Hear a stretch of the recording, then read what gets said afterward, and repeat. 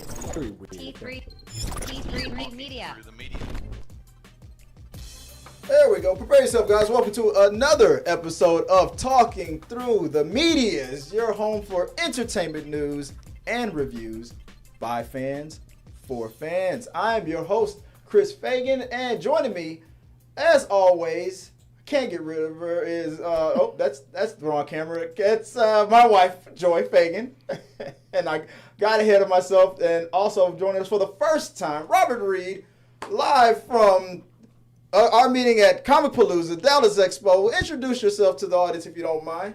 My name is Robert Reed. I'm a hobbyist in cosplay and fabrication of props, and I very much enjoy being part of the podcast.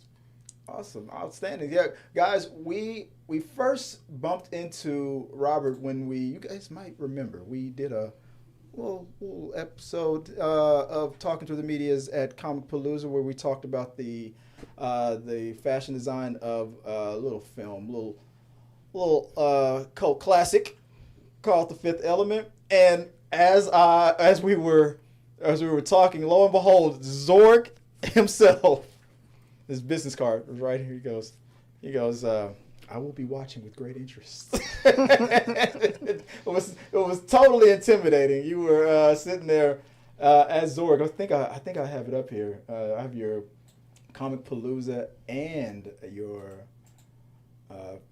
Dallas Expo. There we go. It's on the screen right there. Excellent. As you as Zorg and as Doc Ock. Yeah, Zorg definitely got a lot of attention. Oh Yeah. man, oh man. Tell us, if you don't mind, tell us a little bit about your experiences as a cosplayer, or at least talk about those days if you don't mind. Zorg definitely appealed to the older generation. A lot of the classics that like The Fifth Element that that really draw a lot of attention and have a really good fan base. Mm-hmm. So definitely he's well received. Anytime I wear him out to a Comic-Con. And it's it's a somewhat casual cosplay to wear. It's not, I don't have 6 foot arms. Knocking down children in yes, the aisle. I don't have an extra 50 pounds of weight to tote around. So it's a very fun cosplay to do. I wish I could say his lines nearly as well. Well, what was one of those fun lines? But if it is destroyed, oh, look at all these fun things right here. It was something like that. That's so many great lines. I mean, his lines were just as fun and funny as anybody else. That's just Chris Tucker and everything. If Chris Tucker is my most memorable or most quoted, Zorg is my next go-to. But I love Zorg. And I love him, the actor. Gary Oldman? Gary Oldman, thank you. My wife knows that I'm very bad with names. But in almost everything that he does. What was that one movie where he was screaming, everyone? The Professional. The Professional, yeah. That's a go-to line that my friend Sean always quotes every time we're playing. You got to get everyone. Everyone. He's one of those few rare talents that are like a chameleon. They can Yes. slip into any role and wear it like a skin. So, he's one of the epic greats of my favorite actors. And so are you. I mean, I'm telling you, look, I couldn't even tell. I was like, when you came up to us as Dr. I was like, hey, that's Dr. Ock.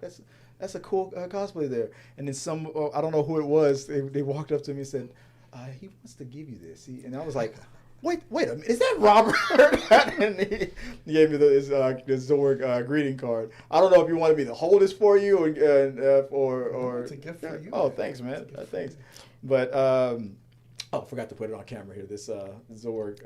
How many different costumes or characters do you cosplay? I am probably up to maybe 15. Because I know we saw Doc Brown as well. I've done quite a few characters. I've done War Machine. Okay. I have done Batu from Ghost in the Shell. Okay. Love that. I love that, the cartoon and the live action. I've done some Terminator stuff. But is Arnold or? Yeah. T-1000 have had some I'll be prosthetics back. on the face, and the minigun scene, where he's wearing the leather jacket. Yeah. He's got carrying the minigun around. A lot of Fallout stuff. Yeah. So many. I've done just a bunch of variety. And you make all your props too? Yeah, usually. I'm saying because those are pretty awesome. I mean, Yeah, very intricate. Yeah. Professional. Great. I saw. Go to. I'll put it back up on the screen here. Go to at RXR Props on Instagram. I think you also post on your Facebook as well. As well.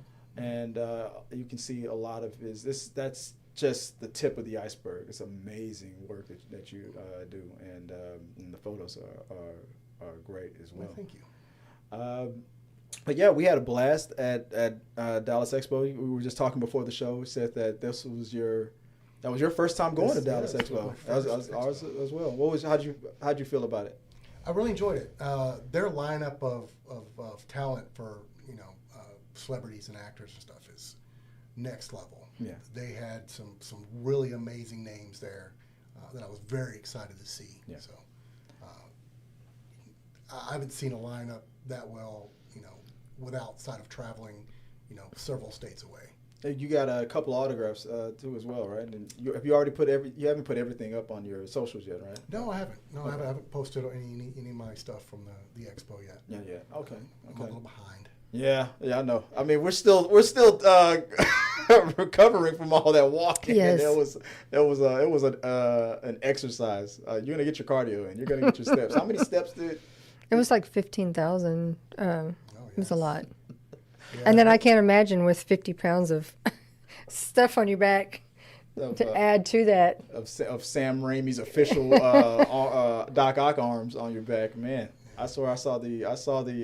It felt like, are those things moving by themselves? I thought. Well, he had the little Spider-Man mask Yeah. hanging. That tripped me out because I was remembering what comic book cover that was from. I think I remember seeing that. That was with the mask and the money bag and everything. That was great. I'll put it back up again. But yeah, your cosplays are next level, man. Well, Next level. It was outstanding. I enjoy it. I've always enjoyed making the props, and I've always been a fabricator, so it landed naturally. It's like, I've always wanted that. I like that prop from that movie. I want that. I can't afford to buy it, or it doesn't exist. Yeah. But I can make it. It was. You kind of reminded me of this movie I saw on Bill Gates and the story about Windows and Apple, and they were going to when Apple was about to debut the Windows technology, and Bill Gates, the character playing Bill Gates, was like, I want it. I want that. The way you said it, I want it. He's like, well, you can't have it. It's Apple's. He's like, you don't get it. I want it. And he stole it. and he took it. He made it. Necessity is the leader of invention, right? Yeah. So, necessity is the father or the mother of invention or something like that. Absolutely. Yeah, exactly. Where there's a will, there's a way. Yeah. So. If you don't want it, or if you want it and you can afford it, Yeah. you can make it. Yeah, I'm gonna have to see if I can convince you to help me out with Ruby's microphone. Trying to get, I need to. I do the 3D sewing. printer. I help make our costumes, but I don't know how to do prop stuff. I need to invest in a 3D printer or something like that. But no, yeah. If Dallas Expo guys, like I said, we talked about it yesterday with Kevin, the director.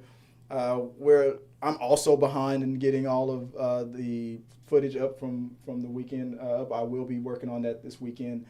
Probably starting tomorrow. And our interview as well. Me and Robert interviewed him during that show, during that event as well. So I'm gonna get that up. Trust me.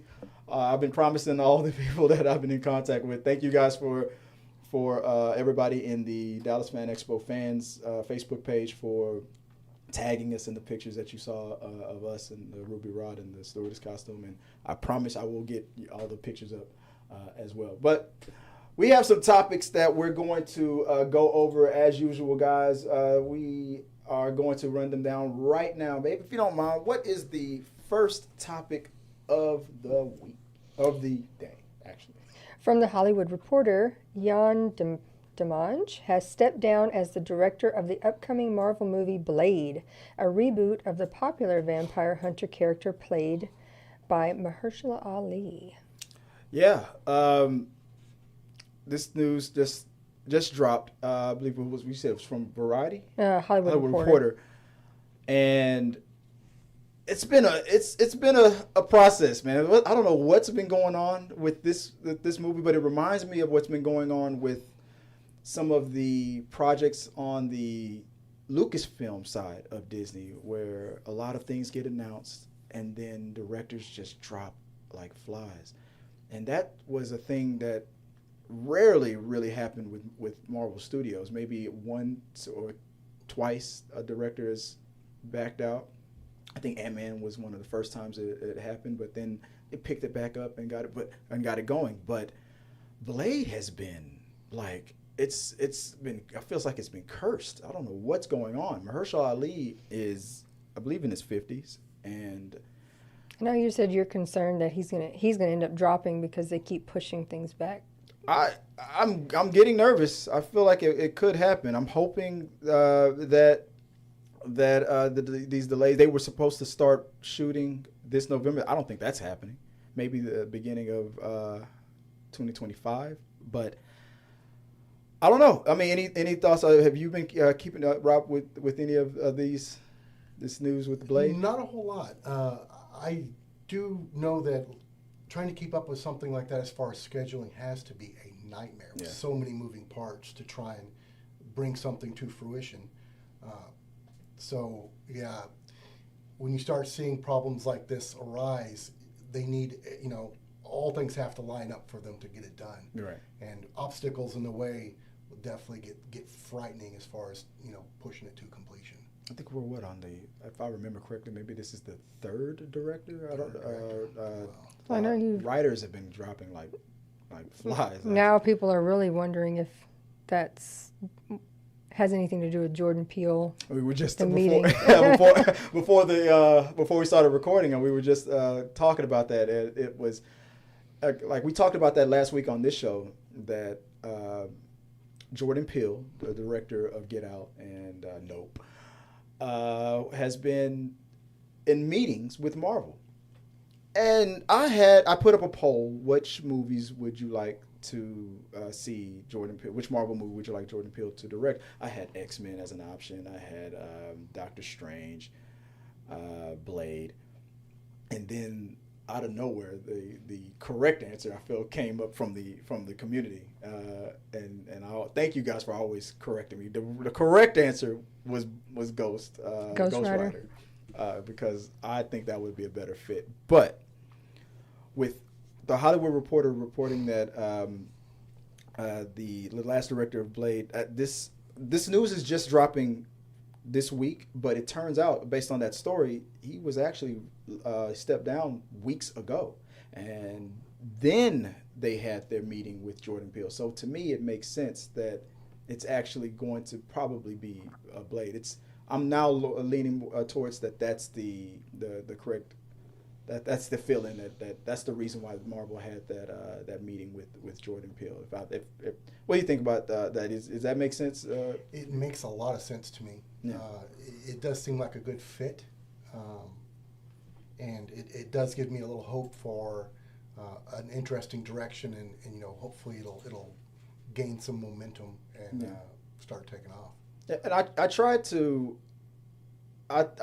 pick movies that I felt had a horror element. That's why I said Doctor Strange, maybe Ghost Rider, and obviously and Blade, because that's the better fit for Jordan Peele. Because I'm sure he can do more than just horror, but horror seems to be his go-to genre. So Blade, I think like you said, I think it would be a great fit. I would not be upset with this at all.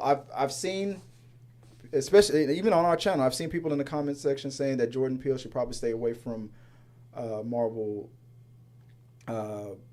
completely. But Kevin Feige, I feel like he has a good head on his shoulders on picking the right director for the right project.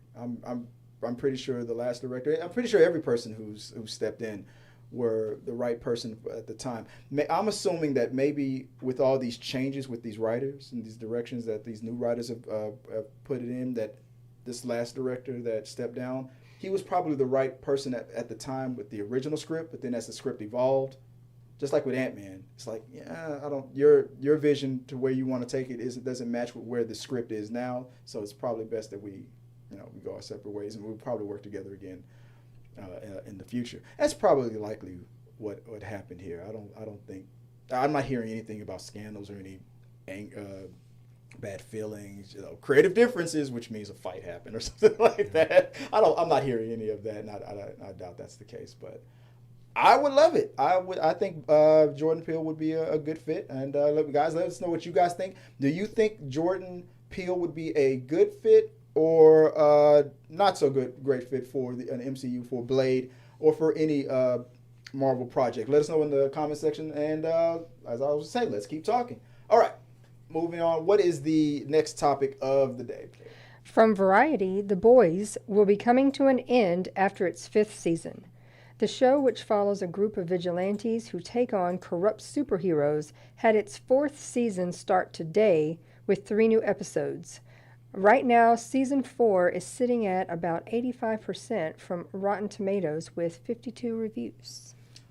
I thought that we were going to just be talking about the news that Season 5 was going to be the final season. And then, damn it, Season 4 just debuted last night. I'm like, where was my brain?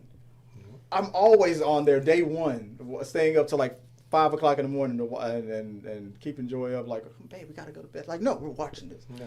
Did you? And that's what I'm thinking. When can I binge this? Yeah, so I was just about to ask you. So I was like, did you catch it when it dropped on Amazon last night? I thought it was in a week or so. I didn't realize it was today. Yeah, I didn't realize it was today either. You said you didn't either? No. So we, all three of us, we're all in the same boat. We haven't watched it yet, but the reviews are still high. Like this, so far it's 85%. Season 1, 2, and 3 were in the 90s as well. So I mean, 85 is still like, good. are we cranking up the gore factor, or What? the just out of pocket? It's like every season they just have to add something in that you go, what? Yes. What is this? Already The shock and Yes. awe. Yeah. The shock and awe. The awe and the shock. Yes. What is wrong with these people? It is very epic. And it's very visceral. Yes. And I enjoy it very much. The talent on there, Top notch. Who's your favorite character? I mean, they've got some epic talent. You got Anthony Starr. Homelander. Yeah, Homelander. I loved him in Banshee. Okay. It was the first show I saw. I watched religiously with him in it. And as an actor-wise, he just killed it. Yeah. And he plays a very miserable, frightening, psychotic person on The Boys, and he does it extremely well. Like a little too well. A little too well. Like, this dude is a great actor. And it's he's so chaotic that you can't hardly take your eyes away. You never know where he's going to go next. Yeah. So it's very captivating to watch. And then you have Carl Urban, another one of those chameleon actors. AKA my Judge Dredd. That's another guy like the chameleon. He can slip into any role. And the amount of roles that guy's been in through his career is insane. The way he's effectively made the C word or something that's just casual now. Yeah, that's just the way he delivers. I know in Australia it's a common thing, but him the way he delivers, I'm like, I don't even hear it anymore. I'm definitely anxious to see what Jeffrey Dean Morgan brings. Negan. Mm-hmm. Oh yeah, I forgot Jeffrey Dean Morgan. I forgot that he was because he's going to be in this season, and we've seen him do all kinds of crazy stuff in everything he's been in. I doubt if he'll be have a Negan-ish type of character. Could you imagine Negan and Homelander having a conversation? I don't think Negan would survive that. Homelander's ego.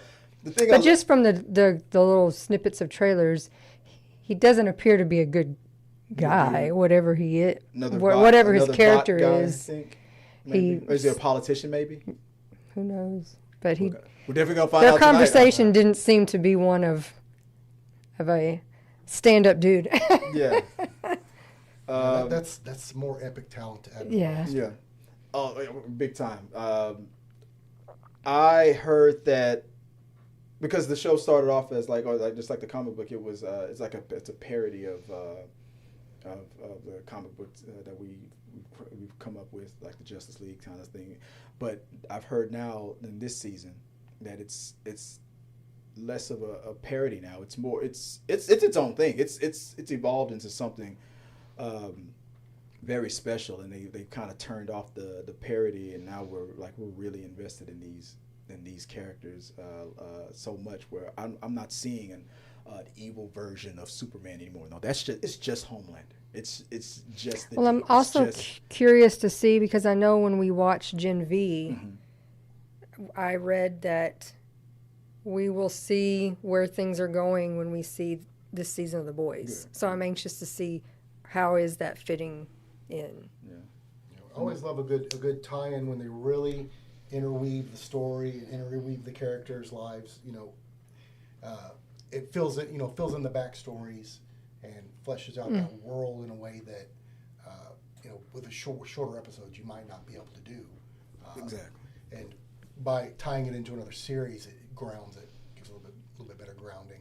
I remember hearing that there was another spinoff that there was in the works, like The Boys, but it's set in Mexico. Like I guess the Mexican government I guess their division of VOT or something like that. I think if I'm not mistaken, I think that project is still in development. So even if they hope, I like Gen V. I hope they continue with it. But there's also another spinoff coming up. If you don't mind, if you're looking that up. But just like you were saying, yeah, sometimes I get nervous about these spinoffs. Like if it takes the universe in a direction that they like to compare it to the original. Not as good as the original. I'm not looking for it to be as good as this or good as that. I'm just looking for good stories, looking for good character development. And I thought Gen V did that. At least for me. I said it. For me. That's for me. If anybody says for me, that's a soundbite on that. Then a Kardashian voice will come in.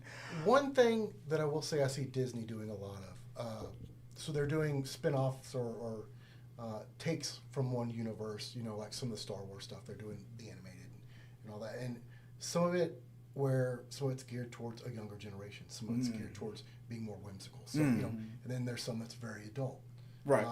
So it only makes sense from a business standpoint to be that diversified. Yeah. Granted, me being an older guy, the whimsical stuff maybe not up my alley. Right. But you gotta produce stuff that's not just for one particular person, right? Right. You got to make stuff for all these different generations and all these different niches to dive into. Yeah. And I think Disney's been pretty successful with that. Yeah. A lot of people who gatekeep might not like it, but it's the only way. You're right. It's the only way to evolve and to survive. You got to get the youth involved somehow because when, like, for Star Wars, for example, when Star Wars first came out, we were kids. Our parents might not have got it and understood, but for us it blew our minds. We loved it. But now we're old. We're the parents now, and the way to guarantee that cha-ching keeps coming in, you gotta bring the kids, and that's why you have a baby Yoda in a Mandalorian and whatnot to sell toys and stuff like that. Because the second that little guy got on the screen, once everybody's mind blew up, and Disney could just smell the dollars coming in. That's how you do it. You gotta Absolutely. keep the youth involved. Now maybe the boys won't be able to do that because it's still a rated R type of show. But I get your meaning to diversifying the universe and putting it and putting other variations of the shows and spinoffs. It only helps to uplift it. The interview they did, it doesn't have a name yet. It just The Boys Mexico spin. Yeah. And then it says he has a few more, but he's not ready to divulge. We're talking about the creators of the shows, right? Yeah. Yeah, Okay, Kripke. He said that he has more than just that Mexico spinoff in mind. A couple more, but said he wasn't ready to discuss Okay. what that means. We're gonna have the deep. A whole spin-off universe. of a whole story about the deep. That dude kills me, though. That's too funny. Now, you know, I could see them as a joke doing like a special with the deep, and what was his book called? Going Deep or Getting Deep with the Deep, something like that. It was that dude is hilarious. It all cracks me up. So I can't wait to see more of it, guys. What do you think about the news with the boys and everything? Let us know what you guys think, and like I always say, guys, let's keep talking. All right, as we always do, we cover some of the news, and then we get into the part of the reviews portion of the show, and we all did our homework, and we saw the new Netflix movie that I think it came out. It's just a recent drop. Yeah, right? like a week or two. It just came out. Yeah. Hitman on Netflix. Everybody has their show notes. Do I have my paper, babe? Did I get it was only 2 sheets? I didn't get one. That's all good. Who wants to go first? Anybody want to share their thoughts on Hitman? Well, I'll dive in a little bit. Yeah. I did enjoy the movie. Straight from the launch, it really sold New Orleans to me. Okay. Like from the very first couple minutes of film and stuff. Wait, am I getting? I hear some audio somewhere. Who wants to go first? Anybody want to share That's their you. thoughts Really on sold. Hitman? Getting some dub. I'm getting some feedback here. I did enjoy the movie. I don't know where it's coming from though. Straight from the launch. It's really not sold, me. Uh oh. New Orleans to me. Okay. From, Let's from see the if very it's. first couple There we go. minutes I of found it. film and stuff. Found the culprit. There we go. Got it. Sorry about that. I'm sorry. Go No, ahead. You said it sold New Orleans. It did. It had that New Orleans feel just captured straight from launch. And then the other thing that I noticed pretty quickly is the movie had a very unique feel. Yeah. It didn't feel like quite drama. It didn't feel quite suspense. It didn't feel quite humor, but it had a little bit of everything. Yeah. So it made for a very interesting and different tone of the film. And some of that, may have had to do with some of the cinematography and the filters that they put on some of the camera action. Mm-hmm. But you had some neat touches of like Mr. and Mrs. Smith. Mm-hmm. You had some, Yeah. You had some neat touches of some humor notes, and then some Basic Instinct notes. There was some suspense in there where you're like, okay, who's the killer and who's not. I really enjoyed Glenn Powell's character. He is. Put him up on the screen here. There we go. He was, to be able to pull off an actor playing someone that's impersonating other people in multiple personalities. That's got to be a lot to wrap your head around. Right. And he really killed each role. And you could see there was tics and personality differences that he rolled into too. I was really impressed with there was some costume work there. Yeah. There was some makeup work there, some significant makeup work that was done to make him look, different in the characters. That I think was a very, very cleanly done and very nice, a very nice touch. Some of the scenes may have felt a little rushed where I wanted a little more. Mm-hmm. I'm like, oh yeah, give him a little bit more to that character. And you could also tell when he was, impersonating some of the killers or whatever. You saw some throwbacks to other films. I say he got a kick out of American Psycho. Yeah, Exactly. It was. There felt like a Patrick Bateman moment. Yes, definitely. That was absolutely channeling some Christian Bale, for sure. For sure. And I loved it. Yeah. Yeah, and No Country for Old Men. I forgot that. I forgot his name, but I think I know what you mean. Yeah, that very quiet but very menacing expression on his, that dry look on his face. One of the characters he did had the bob cut type hair and We had that personality. So. laughed at the redhead. Was it the character, the redhead character that was very? I think it was one of the last ones he dressed up as with the red hair. We were like, but I'm trying to say if the redhead character was the one that was like Old Country for No Country for. I'm gonna mess up the title. Even like the shirt that he was wearing, it had that very, very significant feel where yeah. you could tell that's a nod to Country for Old Men. Yeah, that's the word if I'm looking. But they did a lot of nods to a lot of these movies, and that's one of the things I did enjoy about it. I enjoyed it as well. In the beginning of it, I was thinking, okay, is this going to be another one of those quantity over quality type of Netflix movie? And I was prepared for it.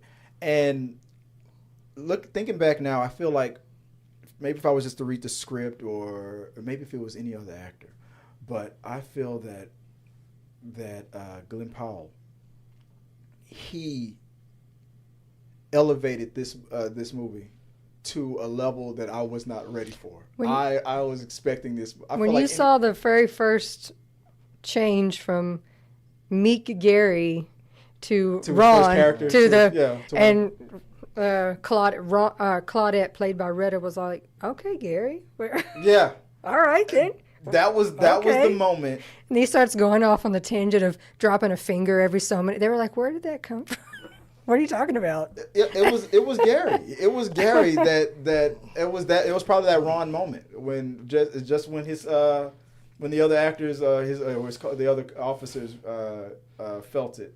That Gary was surprising every. I was like, okay, I'm locked in. This movie is going to. I feel like it's going to be special. It's going to take me on a ride. Surprising. Yeah, Absolutely. He delivered lines extremely well. Yeah, they didn't feel rushed. I like that very much. That his lines he felt comfortable in his lines. Yeah, and they did not feel rushed for pacing or timing. I felt Gary, evolving. I felt him as the script was meant to. That was exactly what was meant to display on screen. He that foreshadowing that they did, I think, with his ex girlfriend, who was like his best friend, and she's going over the reasons why it didn't work out, and his qualities. Like, you need to get out there more. You need to express yourself more. And that was the thing. I was like, okay, he's going to work on that issue. Probably through these characters. His students noticed it because there is a comment about halfway through the movie. They're like, when did our teacher get hot? I missed. What happened here? He totally Clark Kent and Superman that whole thing. You could see his personality, flip. Yeah. Where he's like, okay, as his confidence build. I'm now going to be Ron, and he was Ron from there. And that was one thing I really liked about the kind of the end scene was like when he was in front of the students there at the end, he had completely changed to Ron. Yeah, he was the Ron character at that point. So, well, that was the question he asked his best friend: can people really change or whatever? And she was like, well. And I could tell that was like going to be foreshadowing of him evolving his personality, and Gary did a great job of putting that on screen. The young lady who played the co-star was it Andrea? Is it Arjonas playing Maddie? Totally also had me fooled. I'm thinking, okay, like on that part of the movie. I'm sorry, spoilers. We don't want to. I guess I don't want to do spoilers too much, but I guess we should have said that in the beginning. But I was wondering, like, okay, this person she's so sweet, but then I'm like, wait a minute, is there gonna be like a misdirect moment? Is there some switch that's gonna go off? Is it really her? Is she really this sweet person, or is she really this bad a person, or is she becoming bad because she's feeding off of this Ron character or something? Like, what's happening? Is it like a chicken or the egg kind of a thing with her character? How did you feel about that? Very much so. I was very conflicted. It really had me guessing. What's her motivation? Yeah. Is she a killer? Is she not? Is she being coerced, or is she? Yeah. It strung me along for a pretty good while trying to figure out. I thought she may have been coerced by the redheaded guy. Yeah. And I was like, I didn't know. I was like, where are they going to go with this? Yeah. And it's nice for me. I like to like a movie that keeps me guessing. For me, For me. But the back and forth with the way is it Gary and Maddie, the way they talk with each other and the way their characters were able to what's the word, I guess, improv with and Their chemistry was chemistry was very good. I love that. What do you guys think about Jasper, played by let me pull up his Austin name. Austin Emilio. Emilio. That character, I was wondering if Ron was really like if he was feeding off of Jasper or anything. Like no, none of his characters were any of Jasper's just a douche. He's just a douchebag and whatnot, but that moment where even him is, even though he was displayed as our douchebag antagonist for the most part, I felt like even him, I felt a conflict. Like, is he going to? He's been heavily displayed as this jerk that we're supposed to not like. But are we going to then? Is he maybe he'll be the hero in the end, or he'll find some kind of redemption in the end. I love the fact that it kept it, even with his character, it kept me guessing. Is there going to be a redeeming moment with him? But how did you feel? How do we all feel about his character? I thought he felt uncomfortably accurate for cops in Louisiana, or just corruption. Just the feel of his character. Yeah, felt like this guy exists. Yeah.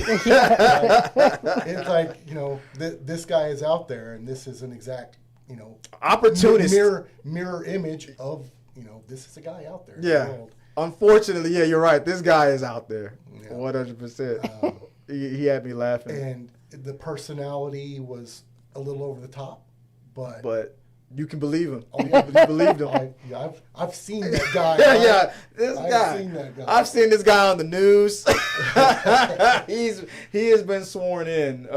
I've seen this out in the wild. And unfortunately, in a moment in the movie, unfortunately, it was a situation where he's one of those guys where he does not have any business being anywhere near a badge and a gun, but for some reason, they gotta, with the whole, the Well, blue and it was, line, and you knew if he's turning anybody in, it's not to be a good guy. Yeah. There's an ulterior motive. Yeah. I'm not here to do the right thing. Yeah. I'm here to do whatever's going to work out best for me. Yeah. for me, Of course. His character. One of the best parts of that movie, like when Gary came up with the with his Ron character, his Hitman character, and this is a movie where it's about people who hire professional killers, and I liked it at the beginning of the movie where they say these people, we fantasize that because of all these movies that we see of hitmen and hired contract killers, people really think that these guys are out there, and maybe they are, but for the most part they are not. 9 times out of 10 you're talking to a cop, and it's amazing how many times we've seen people get arrested I've seen popped up on YouTube or on social media where a wife or has hired a killer to kill a husband, or vice versa, a husband tried to pay somebody to take out a wife, it was a divorce or whatever the situation. And when I realized that that's what this concept of this movie was about, I was like, that is interesting. I've never thought about making a Hitman movie about fake hitmen. Those mugshots were funny. Those mugshots. Come on. How funny were each and every one of those mugshots as every person got busted? And the fact that they were trying to make those very stereotypical, relatable characters. Yeah. And it's like very interesting to that seems like I think that was a neighbor at one point in time. And it was interesting that they made it so realistic of the vast majority of people that are convicted of that, like you mentioned, are they're in a relationship. Yeah. They're not, I'm not trying to kill my boss or, any of that jazz. It's in the circumstances that they were in a relationship, trying to hire someone to kill another person. It's just, It wasn't all about, like, for the most part, it wasn't all about like greed or anything like that. Some of these people that they convicted in this comedy were like people who were like who felt like they were wrong. They were just like the Joker says here on the wall. They were just what's that line between sanity and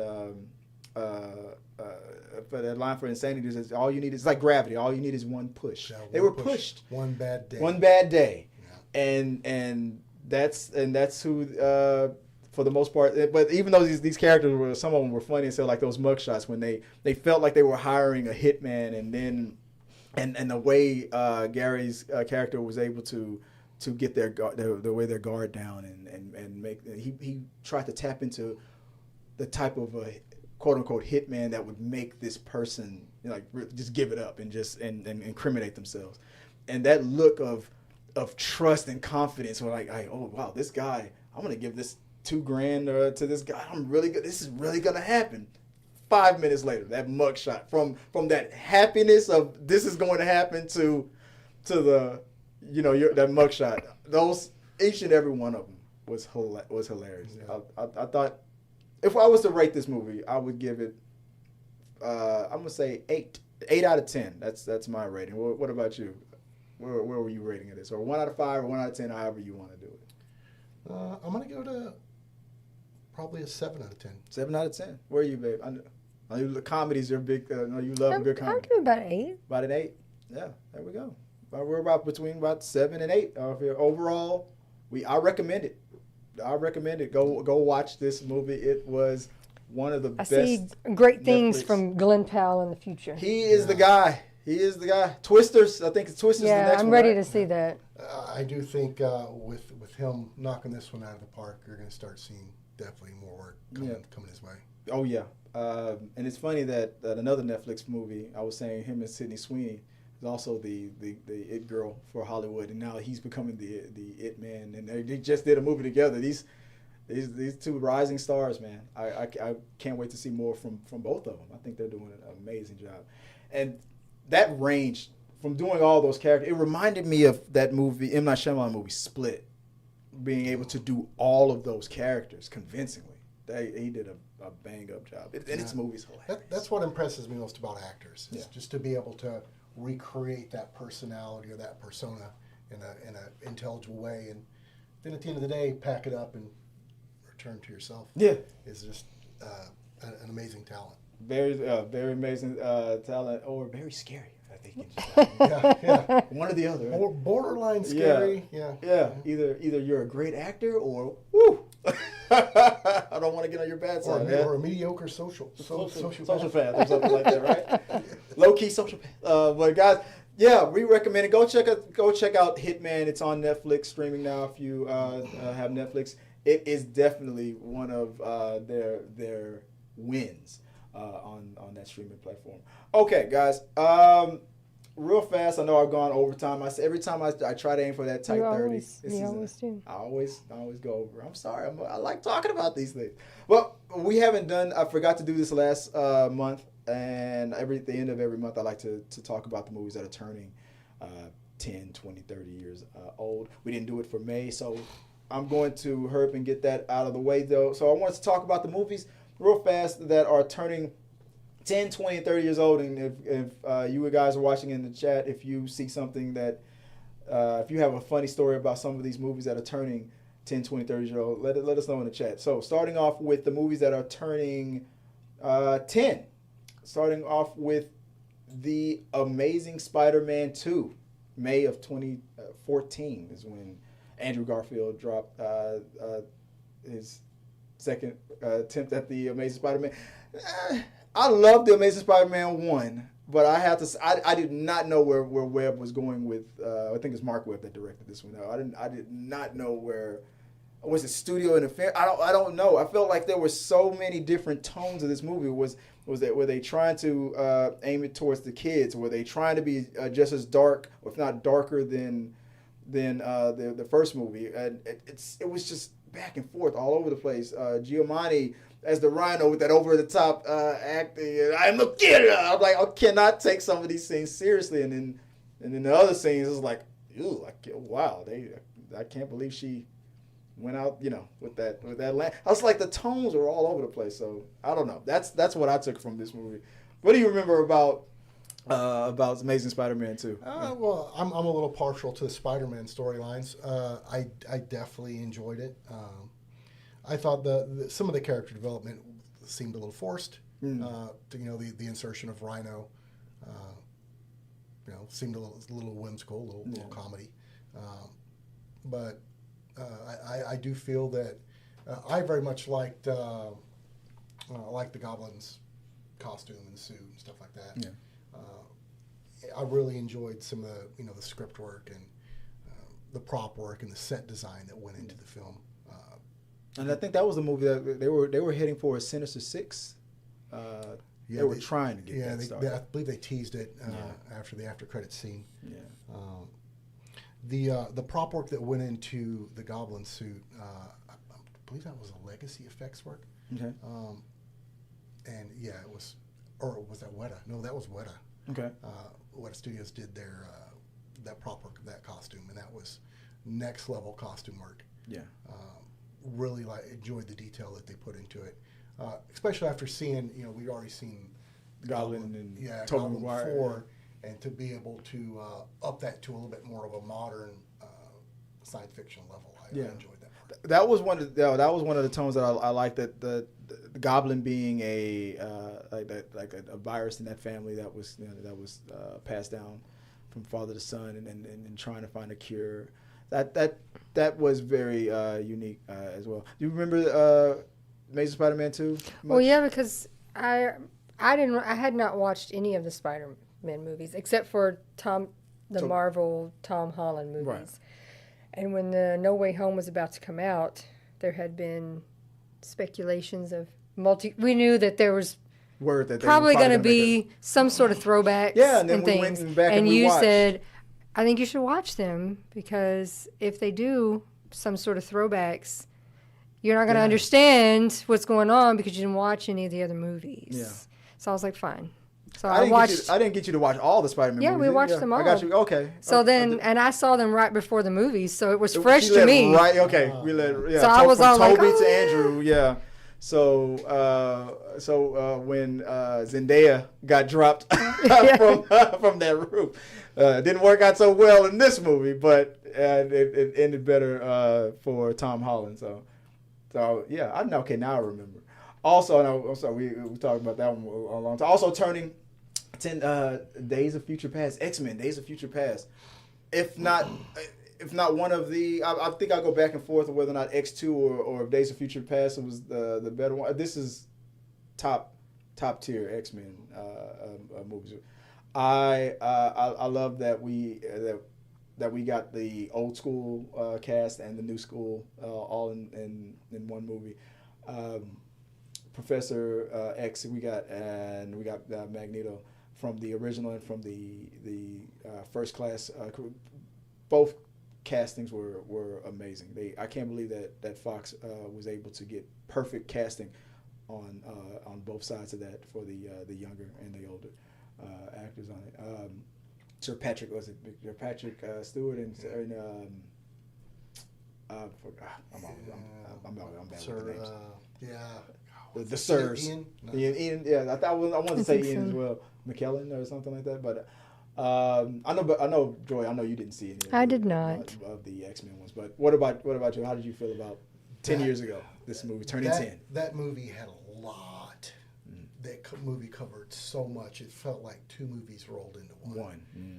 There was a lot of space to cover. Normally, when you do that, you rush. Yeah.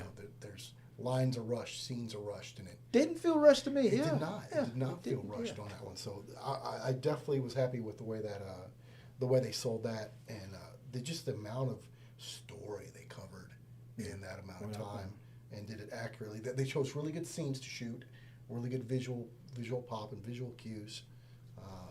So yeah, I really enjoyed it, and look at the cast. It's like. Even though that was about the time when Jen Law was kind of getting tired of being Mystique, but she still crushed it. I feel like everybody did a great job, from the original cast to the new. They did a fantastic job. Also turning 10, Maleficent. who we saw at We saw Dallas several Expo. Maleficents at Dallas Expo. Yeah, Dallas Expo. So yeah, that was Angelina Jolie's Maleficent movie from Disney, turning 10 years old today. I don't know why I thought it was older than that, but yeah, turning 10, Maleficent. I thought it was a pretty good movie. I like both the Maleficent movies. I know doesn't get I know a lot of people didn't like it because it tried to make the Maleficent character, who is very well known to being one of Disney's most badass original villains, but trying to make a hero out of it. Oh, you're trying to make me feel sorry for Maleficent. I'm like, well, I mean, come on. I thought it was a decent story. What about you? I did enjoy it. For me, it was, the For hopes me. of like... For me. It was the hopes of, that they can bring a lot of these original Disney stories to the big screen in an adult way, in a way that I would enjoy it. Yeah. So that type of content for me, I was super excited Yeah. to see them developing characters like that for adults, an adult story. Yeah. And her motherly instinct for the young lady, I can't remember. Was that a Fanning? Was that one of the Fanning children that played the young princess? I can't remember, but I think so. She I thought the story with Maleficent, I thought it was very well done. I enjoyed it. I had fun with it, and I still felt Maleficent's dark side, and I think they portrayed it pretty well. Elle Fanning. Elle Fanning, I knew that was a Fanning. Yeah, she had the face, right? Yeah, I could tell. That was some Fanning features there. Did you see Maleficent? No, that wasn't one of the ones you saw. Okay, that was all the movies turning 10 and turning 20 years old. 2004. Come on, babe. I know you saw Harold and Kumar go to White Castle. I didn't. I missed out on a lot of movies for a lot of years. I was working and 2000s. going to school too hard and didn't see anything. You know what I knew that this movie was going to be special was when, Harold and Kumar were going to have to have their adventure. Right at the beginning of the movie, like, we got to go do I guess they were going to the store doing a beer run. I forgot what they were going to go get. Maybe weed or something, right? And then they go, hey, we forgot our cell phones. And they were just down the hall from their apartment. And they looked back. They were so stoned. They looked back and at the door. They're like, oh, no, we've already walked too far. Can't go back. I was like, okay, this movie's going to be funny. I knew this movie was going to be hilarious. And it did not disappoint. Neil Patrick Harris playing a over-exaggerated evil version of himself. It was... And this was when he was still struggling, trying to shed off the Doogie Howser history of it. And that character that he played, I think it saved his career. Because that led into How I Met Your Mother. That led into a lot of great things for him, in my opinion. Maybe I'm wrong. Maybe I'm misremembering. But what do you think? What you feel about Harold and Kumar? I thought it was hilarious. That is definitely right up my alley as far as my humor movies. Yeah. I love that style of humor. My wife hates it. What was it that Neil Patrick Harris said? Oh, yeah, let's get some burgers. Fur burgers. I was like, oh, he was a womanizer. I'm like, it was great. My wife is a very different style of humor in movies, and this is definitely my go-to. Yeah. And the slapstick funny stuff, and my wife just rolls her eyes and just like, all right, I'm gonna go watch something else. Come on, Freak Show. Come on, you loved it. Freak Show. They met from Law and Order SVU. He played Freak Show. Remember the guy that gave them a ride. And they went to his junk. I remember that ride was being so awkward. They were in a pickup truck together because their car got broke down, and he looks like the kind of guy. It always reminded me of Adventures in Babysitting, where they were stuck on the side of the road and the scary dude comes and helps them out. It turns out to be a nice guy. And as they were driving, he's like, so what are your guys' names? And he had so much earwax in his ear he couldn't hear him. He's like, my name is Harold. He's like, hey Gerald. And I'm Kumar. Hey, Cooney. And there's just little subtle little jokes like that. I don't know why that had me rolling. He's like, oh, and they're talking about the earwax and all the pus in his ears. Like, dude, the guy's sitting right here next to us. He's hearing everything you're saying. Hey, he can't hear me with all that wax in his ear. And he's driving. I heard everything you said. It was just that scary moment. I was like, oh my God, it's such a good movie. Yeah. That subtle type of humor is really got, it's an art form. Yeah. To be able to drop those little lines and that subtle humor that's so faint. It hits so hard. It does it hard. Freak Show was perfect, man. Because the guy plays a badass detective on a Law and Order SVU. I didn't for years. I did not know that was him. Is it DeFornio or whatever? No, he was in. That other vampire show that he was on that show for a while. True Blood. He was on True Blood for a little while, but he's on Law and Order. Christopher Maloney. Played a character called Freak. Come on, everybody, get right with the Lord, because the devil is everywhere. It was hilarious. I'm like, that cannot be him. All right, move on. Off at 2004 was known for its disaster movies. Turning 20 years old the day after tomorrow. I think I saw this once. This was the time when I worked overseas. A lot of these movies I was watching with the military, and so it was such a blur. We used to get all of our bootleg movies and watch them as best we could. But I remember this being one of the better disaster movies where the world had froze over. Was it global warming that caused it or something like that? I don't know. But the world, another ice age was hitting. Yeah, and I don't entirely remember. I know there was a lot of flash freezing going on. The flash freeze, yeah. And it was very suspenseful, and I really liked this movie as well. Jake Gyllenhaal? Wasn't Jake Gyllenhaal in that? Yeah. And Dennis Quaid? Yeah, was he his father? He played his dad, yeah. And great cast. Definitely, made my fear of really, really cold places. Yeah.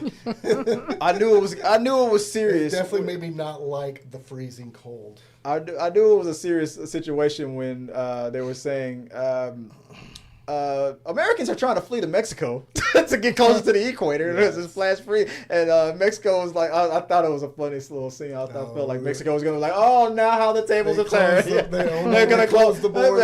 Yeah, we put that wall up. Sorry, America. Sorry. Yeah. Better luck next time.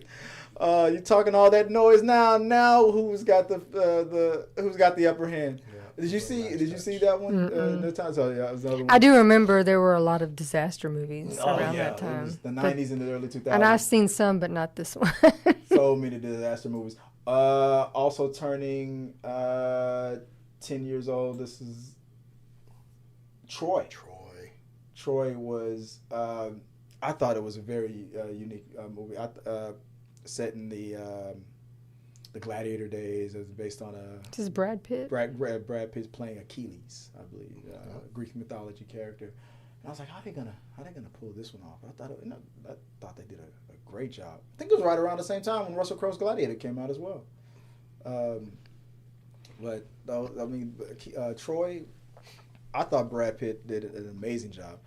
I enjoyed it. I think I saw it a couple of times. I think I saw it in theaters. I can't remember if I saw it in theaters or not, but I thought Brad did an excellent job. What do you remember about Troy? I enjoyed it. The fight scenes and the fight choreography, I very much enjoyed. Some of the backdrops and stuff were really neat, really expansive. I like that it covered, they had nods to a lot of Greek mythology in there. Yeah. What was it, the gift horse? Don't look a gift horse in the mouth. The guys who was hiding in the Trojan horse. The Trojan horse. Yeah. I remember the stakes being so high in that movie that they talked about how since medical situations were very different back in those times. So if you got a little cut, you could get infected and you could die back then. So. They made a point to talk about that. I think at the beginning of the movie, the fights that they were having, a blade gets swiped at Brad Pitt and barely nicks him on the chest, and he checked himself in the middle of the fight. He checked. He said, "Oh, was I cut?" It was that dire. I was like, "Oh man, any little cut and this fight is over." It was. I mean, Eric Bana, his character was really good. Mm. Paris was, what's the guy that played Legolas in Lord of the Rings? What's his name? I'm bad with names, but Was also in that movie. Yeah, Troy? he played Paris, which was the mythological lover of Helen of Troy. Troy. Mm-hmm. And it's like it was a real bummer because they made Orlando Bloom. Orlando Bloom. Yes, I remember now. Yeah. They made him out to be somewhat of a not a good fighter and a coward and all that, but he's a lover, not a fighter. Yeah. But really, really interesting characters. And the guy that played the king that was directing Brad Pitt's character, forgot what his name is. I don't know. What king he's supposed to be? Oh, Brian Cox played a Your Succession dude. The old man. Okay. played a horribly unlikable character, but his lines were just very magnetic. Super great movie. That was an awesome movie. Also turning 10, I don't have the graphic up, but turning 20 years old is The Notebook with Ryan Gosling. And I have seen this many times, but I didn't see it when it came out. I saw it, it was probably quite a few years later.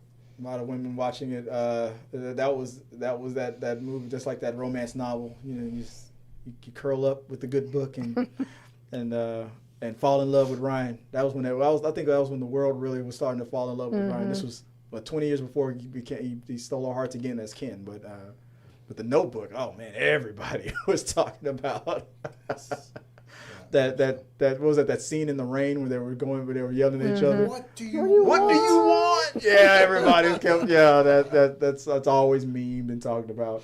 And turning 30, I think I have it here. Turning, am I still on 20? Also turning 20 years old, Harry Potter and the Prisoner of Azkaban.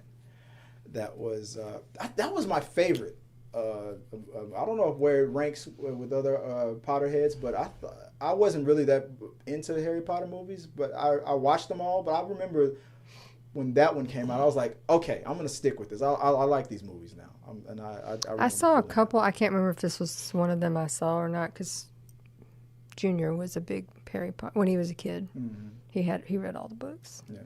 But I did not see all the movies, just some of them.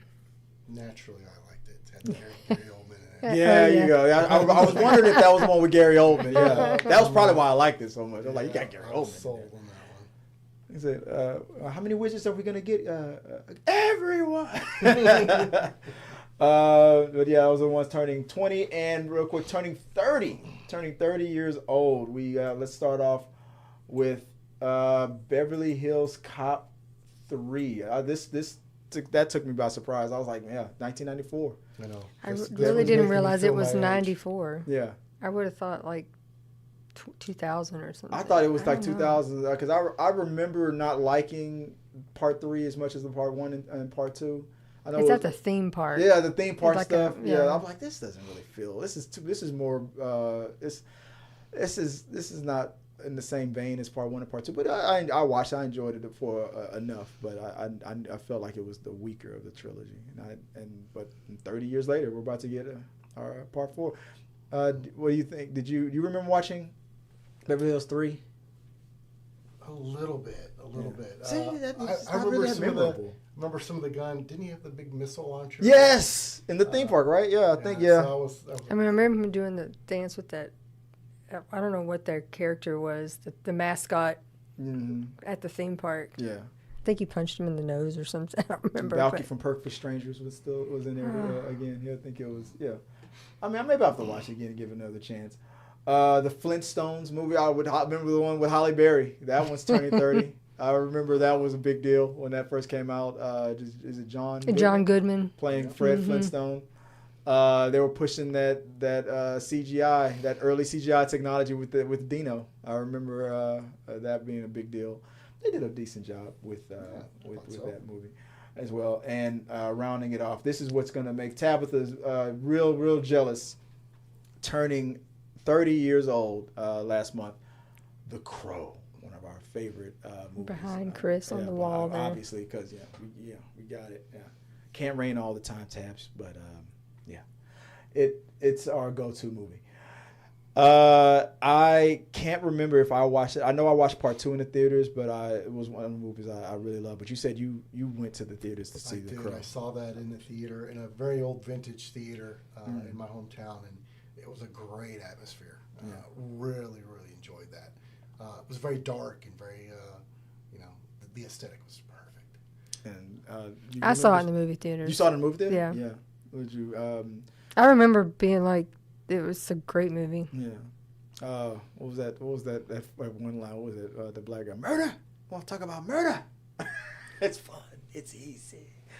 Gonna learn all about it. Oh man, that movie. That's what it says. You can't be back. This is the really real world. That's a lot of great lines in that. A lot of good lines and a lot of crazy actors. What was the actor? Was it Iggy Pop? That's the young lady who was a Power Ranger? No, Iggy Pop was a musician that was in one of them. I'm trying to remember which film it was. I remember the young lady who played the Yellow Ranger was in it. I remember. I can't. Iggy. Was he Funbird or Funboy or whatever his name was? I don't see Oh, we Iggy thinking about Pop part 2? listed. It might be part 2. But I remember that movie was it stood out, and I know people are so worried about the remake that's about to come out. They're we're in that nostalgia phase where we don't want anything new to.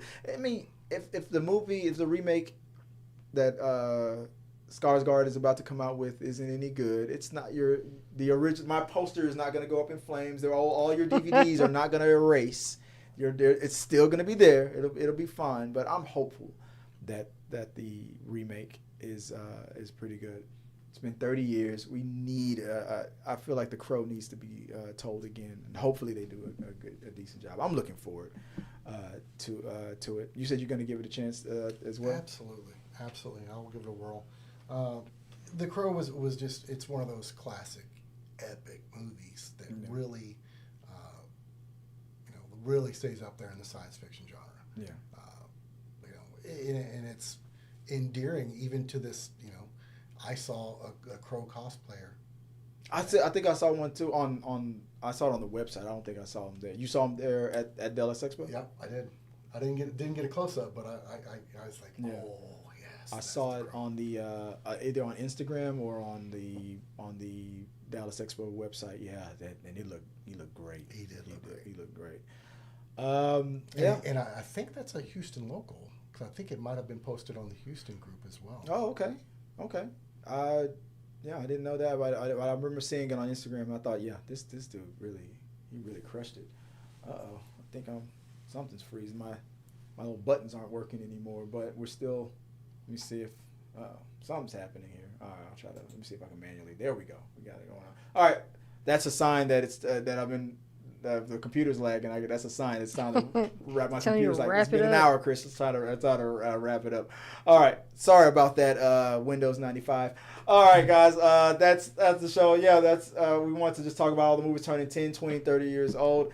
I want to thank you guys for watching another episode of the Talking to the Media's podcast. You can find us on all of the socials if you want to find us on Facebook, Twitter, Twitch, all those things as well. If you didn't catch us live, you can watch it back and leave your thoughts on your comments on and all the topics that we talked about. We'd love to talk with you guys as usual. I want to thank the panel here for helping me out with these topics and for you guys to support them wherever they are online. So starting with you, Rob, if people want to find you online, where can they do so? You can catch me on Facebook and Instagram at RXR Props. Outstanding. And Joy, if people want to find you online, where can they, if people want their own custom cosplay, stitching, and my TikTok is Viola Fagan, and my Instagram is Scrub Hats and More by Joy. And as always, guys, you can reach out to me on all the, oh man, now the mouse isn't working. There we go. I'll stick with that. That's the only button that's working now. Find me at Chris W. Fagan on all the socials or here at T3 Media Studios. I'm gonna wrap it up real fast. All right, guys. Until next time, guys, have a good one. Let's see. I hope the outro button works. Thank you guys for watching our video. I really do appreciate it. Remember, you can support our show by becoming a member or a Patreon. So click the subscribe button. Don't forget to ring the bell for notifications so you'll never miss out on when we go live or post new content. Let's stay connected, grow this community together. Like, subscribe, comment, and let's keep talking.